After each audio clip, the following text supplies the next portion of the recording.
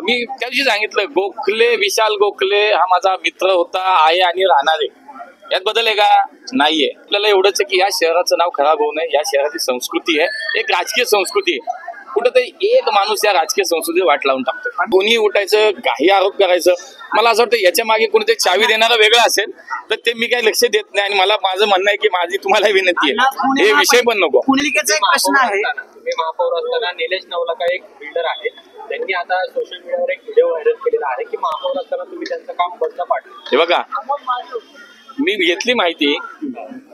विचार करा की ज्या वेळेला या शहराचा महापौर म्हणून मी तिथं काम करतो तेव्हा या शहरातले नागरिक अनेक वेगवेगळ्या प्रकारच्या समस्या घेऊन माझ्याकडे येतात. बाणेर बालेवाडीतले काही शेतकरी माझ्याकडे त्यावेळेला आले होते. मला आठवलं नाही 5 वर्षापूर्वी काय घडलं, मला ते काल व्हिडिओ पाहिला. पण मी त्याची माहिती घेतली आणि बाणेर बालेवाडीतले बालवडकर नावाचे काही शेतकरी त्यावेळेला आले आणि त्यांनी सांगितलं की ही खोटी मोजणी करून या बिल्डरनी ही प्लॅन सँक्शन केलाय आणि त्याच्यामध्ये काहीतरी अनियमितता आहे, त्याच्यामध्ये काहीतरी चुकीचं झालंय. मी जेव्हा प्रशासनाकडनं माहिती घेतली तर त्याच्या अगोदरच प्रशासनाने त्याच्यावर स्टे दिलेला होता.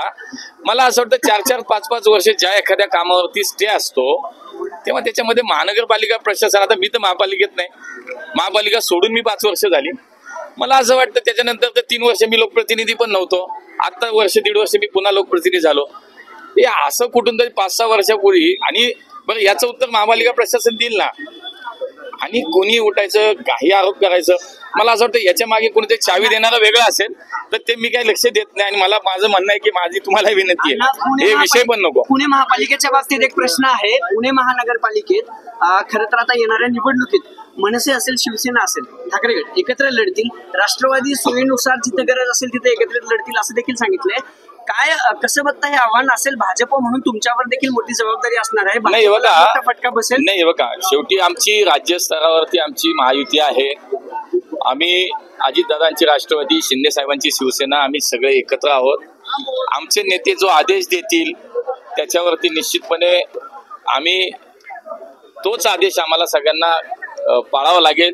त्यामुळे स्थानिक स्वराज्याच्या निवडणुका या आमचे नेते, महायुतीचे नेते एकत्रित बसून जे ठरवतील तो निर्णय आम्हाला मान्य असणार आहे. आमच्या राज्याच्या नेतृत्वानं आम्हाला मागच्या आठवड्यात बैठक झाली तेव्हा हेही समजलं, हेही त्यांनी सांगितलं की कदाचित काही ठिकाणी स्थानिक पातळीवरती याचे निर्णय घ्यावे लागतील. तर उद्या तसाच विचार आला पुण्यामध्ये काय करायचं, स्थानिक पातळीवरती जर याचा निर्णय करायचा वेळ आला तर मग आमच्यापाशी आमच्या कोर्टात बोलेल. पण आता तरी आमचे राज्याचे नेते सांगतील तेच त्याच्यामध्ये होईल. चला, सातत्याने तुमच्यावर आरोप होत आहे, तुमचेच मित्र पक्षातील लोक तुमच्यावर आरोप करतात. अचानक वेगवेगळे लोक, म्हणजे रवींद्र दंगेकर बी त्याच्यामध्ये, काय झालं नक्की? एकच माणूस आहे. नाही पण त्याला कोण टार्गेट करत? एकच माणूस आहे हो, लक्षात घ्या. आणि त्याच्यावर मी बोलायचं सोडून दिलंय. तुम्ही मला परत मी माझं स्पष्टीकरण द्यायची दिलंय. ऐका ना, एकच व्यक्ती आहे. आता त्याला काय बोलायचं ते मला मान्य आहे की तुम्ही सुद्धा ज्या वेळेला एखादा बाईट घेताय, मुलाखत घेताय, तर या शहरातले हे वातावरण बिघडणारी जी मंडळी आहेत, मला असं वाटतं त्यांचे बाईट घ्या, मुलाखती करा, पण आधी त्यांचा एकदा कागद तपासा, त्यांचे पुरावे घ्या आणि त्यांच्या बिनधास्त तासभर मुलाखती लावा. माझं म्हणणं हे बघा आधी. उगाच उठायचं, काही चालवायचं, उठायचं, काही आरोप करायचे. आणि हे व्यक्तिगत आहेत. ज्या वेळेला ही निवडणूक झाली, तुम्हाला सांगतो, लोकसभा, विधानसभा, राजकीय नैराश्यातनं, वैफल्यग्रस्त माणसाकडनं दुसरं काय अपेक्षा नाही. त्यामुळे तुम्ही मला खरं तर मी माझं स्पष्टीकरण दिलंय, पुन्हा त्याच्यावरती बोलू नये असंच मला वाटतं. संजय राऊत, तुमच्याबद्दलचा प्रश्न आहे. संजय राऊत असं म्हणतायत की भाजपचेच लोक सांगतो या व्हिडिओचं. मला हे बघा, फार काय, हे बघा, मी या सगळ्या विषयात स्पष्टीकरण दिलंय. मला पुन्हा ते स्पष्टीकरण द्यायची आवश्यकता वाटत नाही. मी माझ्या पुणेकरांसाठी ते स्पष्टीकरण दिलं, हेही मी तुम्हाला त्या दिवशी सांगितलं. आता 5 वर्षापूर्वी मी त्या दिवशी सांगितलं, गोखले विशाल गोखले हा माझा मित्र होता, आहे आणि राहणार आहे. यात बदल आहे का? नाहीये. 5 वर्षापूर्वीचा एक व्हिडिओ काढला आणि त्यात सांगितलं की मी जाहिरात करतो. 5 वर्षापूर्वीचा व्हिडिओ आहे तो, कालचा परवाचा नाहीये.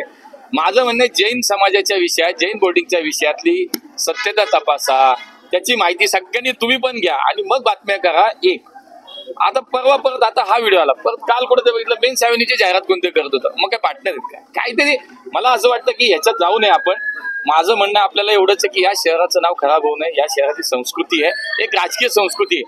कुठेतरी एक माणूस या राजकीय संसदेत वाट लावून टाकतो. तेवढं सावध राहा सगळ्यांनी. अण्णा संजय राऊत म्हणतात की भाजपचेच लोक दंगेकरांना रसद पुरवतायत. तुमच्या विरोधात असतील ना, तुमच्या विरोधात भाजपमध्ये पण अनेक लोक असतीलच की. राऊत साहेब रोज काय काय बोलत असतात. आता त्यांना कोण किती सिरियसली घ्यायचं तुम्ही पण ठरवा. तुम्ही त्यांच्याकडे तक्रार करणार आहे का? स्वबळावरती लढू. सीएम साहेबांनी आदेश दिल्यानंतर लढू. एकनाथ शिंदे का कारवाई करत नाहीये रवींद्र दंगेकर यांच्या हा त्यांचा अंतर्गत विषय आहे. नाही हे बघा, निर्माण होते नाही हा त्यांच्यातला म्हणून तुम्ही एकत्र राहता. नाही मी तसं नाही म्हटलं. मी तुम्हाला असं म्हटलं की आमच्या नेत्यांनी सुद्धा हे सांगितलंय की काही ठिकाणी स्थानिक पातळीवरती त्याचा निर्णय घेतला जाईल. आज आमचे नेते जर म्हणत असतील, मान्य देवेंजींनी सांगितलं असेल सोबळावर लढायचं, तर आम्ही सोबळावर लढत तयार आहे ना, काहीच अडचण नाही. नाही मी त्याच्या मला तो त्यांचा अंतर्गत विषय ऐका ना,